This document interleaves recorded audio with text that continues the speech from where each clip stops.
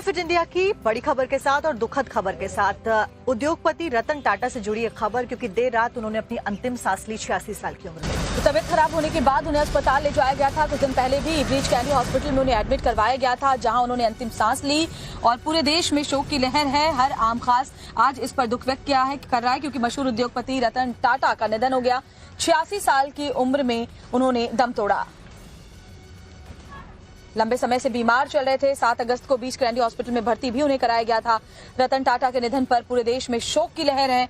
देशवासियों की आंखें नम है। अपनी जिंदा दिली और साथ ही अपने जेनरस नेचर की वजह से वो जाने जाते थे। हमेशा लोगों की उन्होंने जिस तरीके से पूरे उम्र आखिरी सांस तक मदद की, लोगों की जिंदगियों को बेहतर बनाना वो अपना कर्तव्य समझते थे। और हमेशा इस दशा में वो एक बात कहा करते थे कि हमारी जिंदगी का मकसद ये है कि हम दूसरों की जिंदगी को भी बेहतर बनाए। और वैसा ही उनका पूरा जो जीवन रहा वो लोगों के लिए समर्पित रहा। ऐसे में उनके निधन से शोक की लहर है।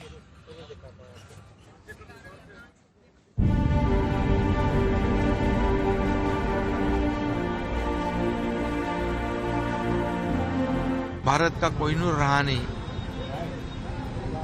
हमसे बिछड़ गया है। देश का एक अभिमान था, हमारे महाराष्ट्र का भी अभिमान था।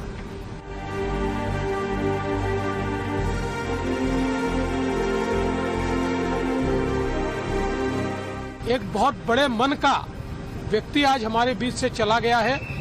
देश के लिए ये बहुत बड़ा नुकसान है। एक तारा टूटा है, सबसे अनोखे सितारे का साथ छूटा है।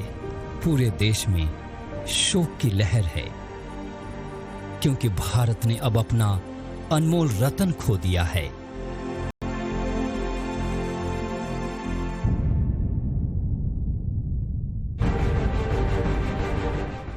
एक दिन सबको जाना है, क्योंकि इस जहां से चले जाना ही आखिरी सत्य है। लेकिन इस बार जो गए हैं, वैसा तो सैकड़ों साल में कोई एक आता है। भारत की झोली से अब वो रतन चला गया।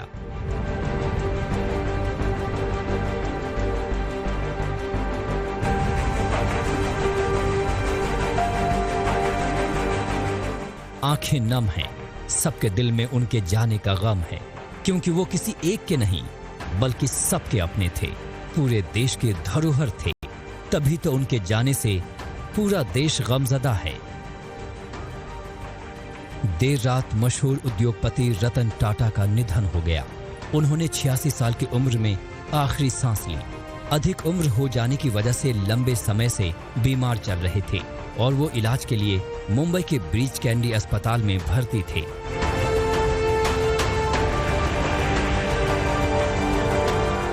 दरअसल 7 अक्टूबर यानी सोमवार को उन्हें मुंबई के ब्रीच कैंडी अस्पताल में भर्ती कराया गया था। तब उन्हें ब्लड प्रेशर में अचानक गिरावट के बाद अस्पताल लाया गया था। तबीयत बिगड़ने के बाद उन्हें आईसीयू में शिफ्ट कर दिया गया था, लेकिन डॉक्टर उन्हें बचा नहीं पाए। हालांकि 7 अक्टूबर को एक सोशल मीडिया पोस्ट में उन्होंने स्वास्थ्य संबंधी चिंताओं को अफवाह बताकर खारिज कर दिया था और अपने फॉलोअर्स और प्रशंसकों को चिंता नहीं करने की बात कही थी। उन्होंने अपने आखिरी पोस्ट में लिखा, मैं अभी अपने आयु संबंधी चिकित्सा स्थितियों के कारण चिकित्सा जांच करवा रहा हूं। चिंता की कोई बात नहीं है, मैं अच्छे मूड में हूं। रतन टाटा टाटा ग्रुप के मानद चेयरमैन थे। उनके निधन पर टाटा सन्स के मौजूदा चेयरमैन एन चंद्रशेखर ने दुख जाहिर किया और लिखा, हम अत्यंत क्षति की भावना के साथ रतन टाटा को विदाई दे रहे हैं। समूह के लिए टाटा एक चेयरपर्सन से कहीं अधिक थे। मेरे लिए वो एक गुरु। रतन टाटा देश के एक सफल उद्योगपति, एक दूरदर्शी बिजनेस लीडर और इस सबसे आगे एक असाधारण इंसान थे। वो परम देशभक्त होने के साथ साथ उसूलों पर चलने वाले इंसान थे। रतन टाटा जितने बड़े व्यवसायी थे, उससे कहीं ज्यादा बड़े वो संवेदनशील समाज सेवी थे। स्कूटर सवार एक परिवार को बारिश में भीगते देखने के बाद उन्होंने देश के लिए सबसे सस्ती कार बनाई। डॉग्स के लिए मुंबई में अस्पताल बनवाया। कोविड काल में मदद के लिए आगे आए और 500 करोड़ का दान दिया। उनका मानवीय पक्ष इतना मजबूत था कि उनके जाने के बाद पूरा देश उन्हें याद कर रहा है। राष्ट्रपति द्रौपदी मुर्मू ने अपने पोस्ट में लिखा, भारत ने एक ऐसे आइकॉन को खो दिया है जिन्हें कॉर्पोरेट ग्रोथ के साथ राष्ट्र निर्माण और नैतिकता के साथ उत्कृष्टता का मिश्रण किया। पद्म विभूषण और पद्म भूषण से सम्मानित रतन टाटा ने टाटा ग्रुप की विरासत को आगे बढ़ाया है। तो वहीं प्रधानमंत्री मोदी ने अपने पोस्ट में लिखा कि टाटा एक दूरदर्शी बिजनेस लीडर, दयालु आत्मा और एक असाधारण इंसान थे। उन्होंने भारत के सबसे पुराने और सबसे प्रतिष्ठित व्यापारिक घरानों में से एक स्थिर नेतृत्व प्रदान किया।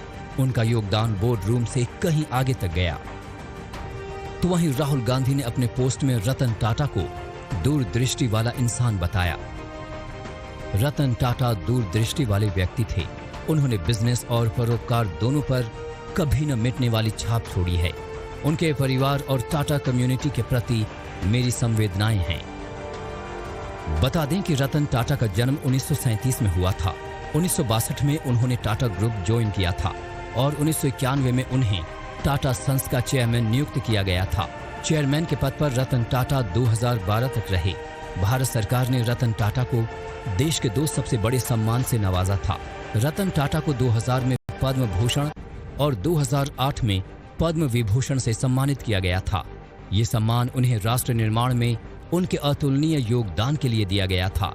यकीनन उनके निधन से भारत ने एक आदर्श बेटा खोया है।